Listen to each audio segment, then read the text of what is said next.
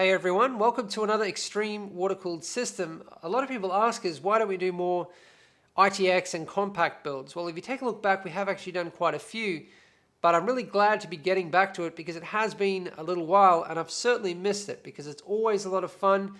It's a challenge. More compact builds can actually be a lot more challenging than, extremely high-end, massive builds into the big Caselabs cases. So this is going into the Caselabs Mercury S3, which is an amazing case for an extreme ITX system if you're going to be water cooling. As you can see here for the radiators, we have two Hardware Labs black ice radiators, a GTS and a GTX, which will actually both fit into this case if you configure it correctly. For the fans, we have Noctua Redux 140mm fans, and they're just going to suit the build perfectly because the theme is metals and the color scheme is going to be copper and silver. And these fans match up perfectly with the sleeve that we're going to be using and the rest of the silver in the build.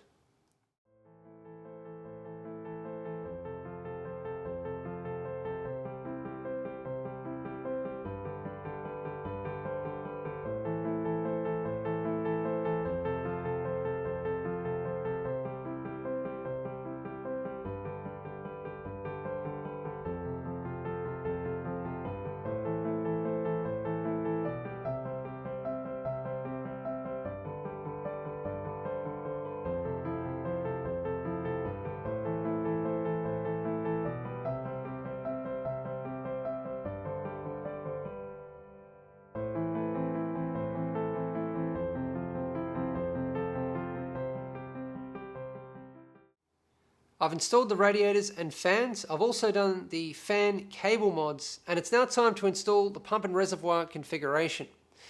And for this build, we're going to be using Singularity Computers products. We have a Singularity Computers core reservoir mount. And for this build, we're only going to need the one reservoir mount, which is going to mount the pump and reservoir directly to the radiator. And the front radiator is the Black Ice GTX, the thicker radiator at 54mm thick. So core has two clamps, which allows for using a single mount with reservoirs at least up to the Protium medium reservoir. You don't want to go too far because it'll start to put a little bit too much pressure on the mount. We also have a Protium reservoir and a Protium DDC mod kit, which includes the pump top and the pump cover. It actually comes together. So this is the Protium reservoir. At the top we have 4 ports. We have 2 90-degree ports and then 2 normal ports. And the top actually acts as a great lighting feature. It has 2 positions for 3mm LEDs.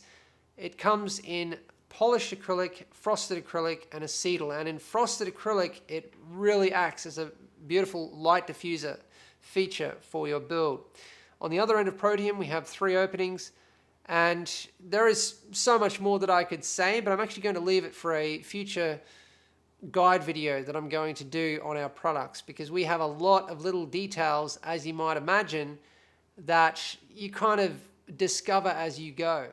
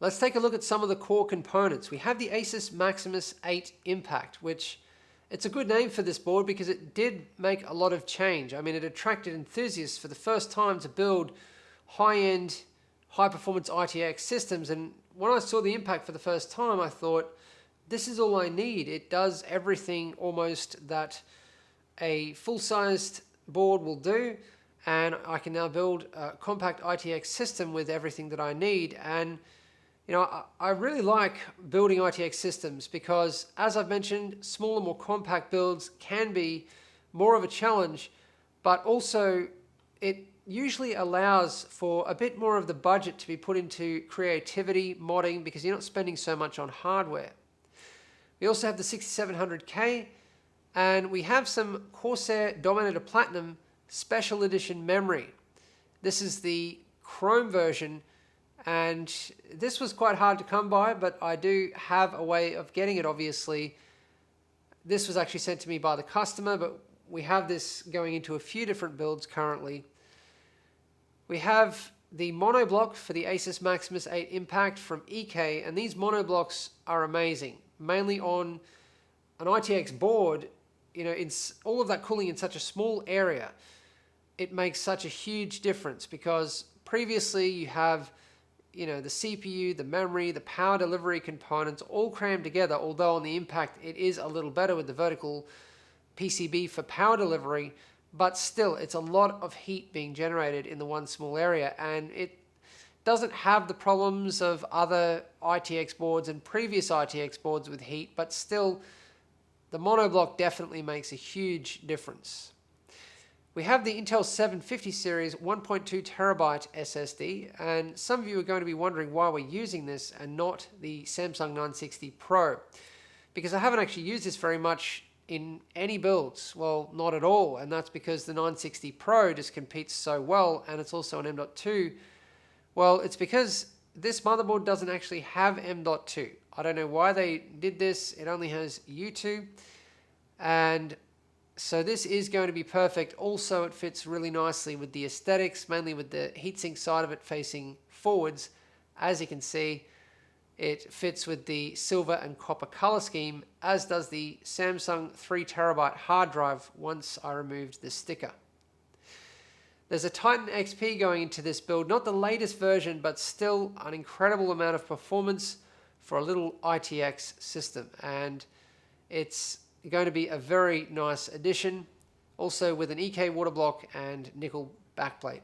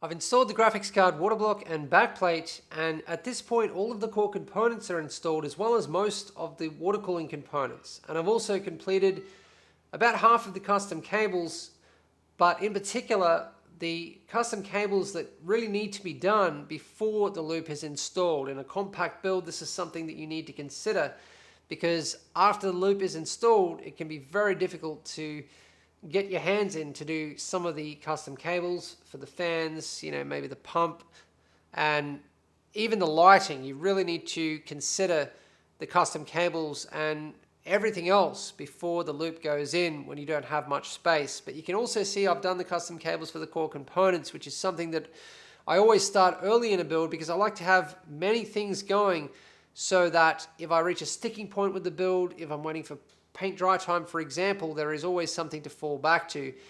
You can see there was quite an exotic cable to do, the U2 cable. This was very difficult to sleeve. I'll talk more about it later in the build log. You'll notice there's a couple of random colors here. This is MDPCX Platinum Gray, but we also have Violet and Orange by customer request. These are the colors for his favorite sports team, and I totally understand this. It's a request that I get quite often. This is not something for everybody else to see. It is specifically for the customer to look at. A little bit of flair and individuality, which obviously is very important.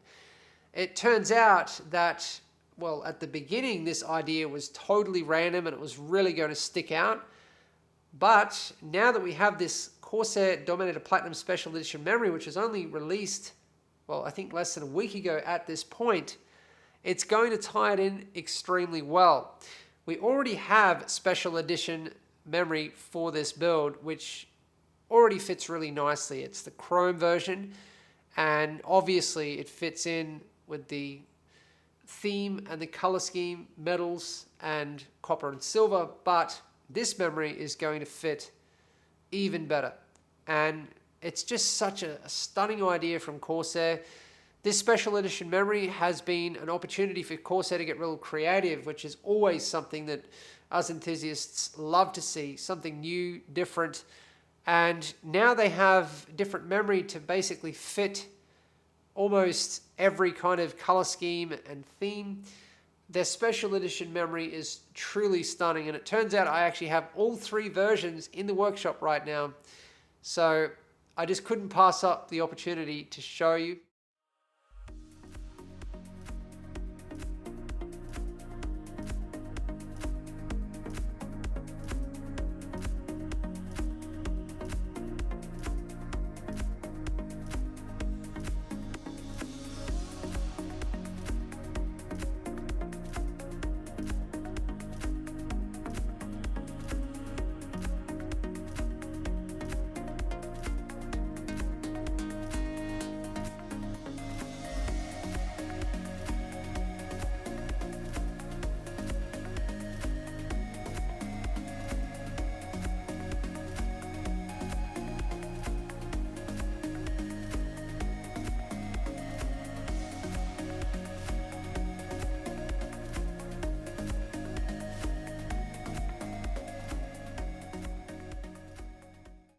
I'm now swapping the memory, and this will be the last thing that I do before I build the water cooling loop. And I'm going to be building this water cooling loop from glass. I'm going to use Mayhems 16mm glass tube. So in the next part of the build log, I'm going to take you through how I cut and chamfer glass. I'm not bending it, not yet. That is something that I'd like to do coming up. But yeah, I've developed a process for this. I'm going to also do a guide video on it coming up. But that sums up this video. Thanks for watching. And remember that none of this would be possible without our customers and our patrons.